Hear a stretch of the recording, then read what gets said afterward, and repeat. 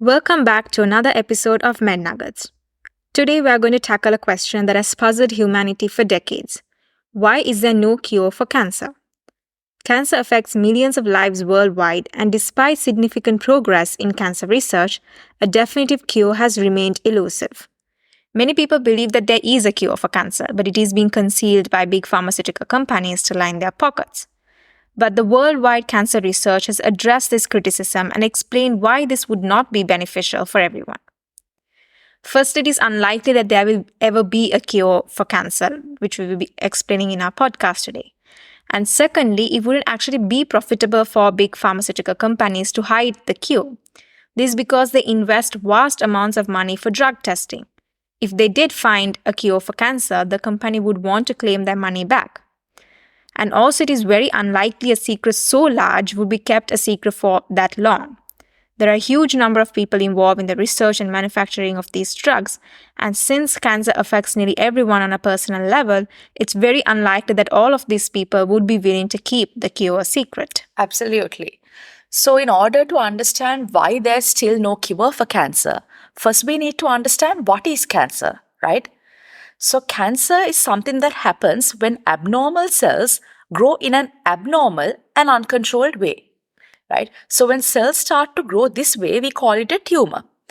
But now, something important that you need to understand is that a tumor and cancer are not the same thing, right? A tumor can be benign or cancerous. A benign tumor is just a blob of abnormal cells that can grow but will not spread in your body, right? On the other hand, a cancerous tumor is something that can grow and spread to different parts of the body.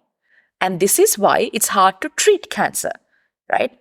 So all you have to do when it comes to treating cancer is you need to get rid of all those bad abnormal cells and not destroy too many healthy cells in the process, right? So chemotherapy is one of the first line treatments that is used to treat cancer. For those who don't know what chemotherapy is, chemotherapy refers to drugs that can be injected directly into your bloodstream to destroy cancerous cells, right? So chemo can destroy any rapidly dividing abnormal cells in our body.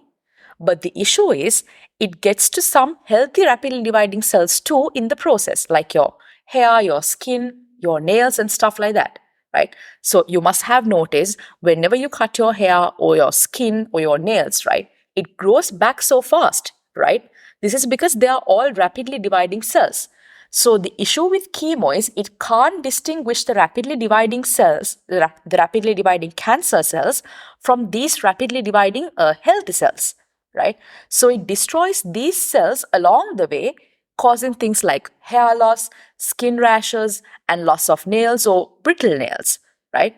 So when treating a cancer with chemo, we can't just go ahead and give a high dose. We need to be very careful and calculated and make regimens to treat the cancer slowly so that it will not destroy you in the process, right? So this makes it very hard for us to treat the cancer entirely. Yeah.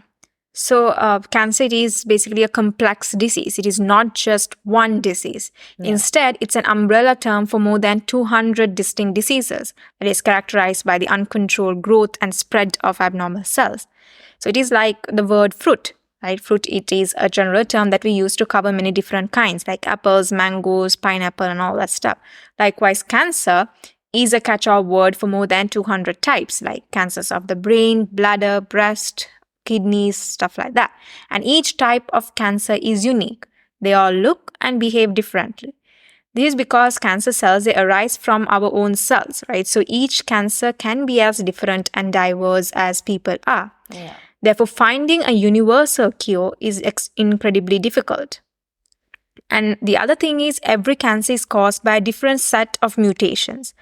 And as the tumor, meaning the blob of abnormal cells, grows more and more, these mutations, they start to accumulate. This means the mutations in these cancer cells, they're unique to them. So a drug that works for one patient might not work for another patient. Yeah. And also, if we take cancer cells, right, they can evolve and adapt like crazy. And the mutations that they accumulate as they grow can make them resistant to cancer treatments itself. right? So you can always go for a different type of treatment if this happens, but sometimes cancers develop resistance to many drugs at the same time. And in the medical world, we call this multi-drug resistance, right? So this makes it extremely challenging for us to find a cure for cancer, because just when we think we have made progress, cancer cells, they start to mutate like that, just like that, making them resistant to even conventional therapies, right? Yeah. And also another problem is that cancer cells within a single tumor, they're not identical. Mutations in cancer cells in a tumor also varies from one another. This means that treatments, they can kill one type of a cell in the tumor, in the cancer tumor, while other cells will be resistant, allowing the tumor to grow back again. Yeah. And another aspect that contributes to this complexity of finding a cure is that cancer cells are really good at staying alive. So normal cells, they have mechanisms that stop them from growing or dividing too much. Yeah. But cancer cells, they have lost these control mechanisms, allowing them to survive and spread and grow uncontrollably. Yeah. And not only that, cancers can metastasize, right? Means Yeah. they can spread to different organs and tissues in our body. And when this happens, it is very difficult to treat it because we need to target multiple sites at the same time, right? With chemotherapy or whatever type of treatment we are, using to treat it. Yeah. So these are the reasons why it is very difficult to find a cure for cancer. But still, progress has been made. Yeah. While a definitive cure remains elusive, significant advancements have been achieved in cancer research and treatment. So cancer survival in the UK has doubled in the last 40 years. In the 1970s, only around 25% of the people with cancer would survive 10 years or more after they're diagnosed with the disease. And today, that figure has rose to 50%. And some of the largest successes are in the prevention of the disease.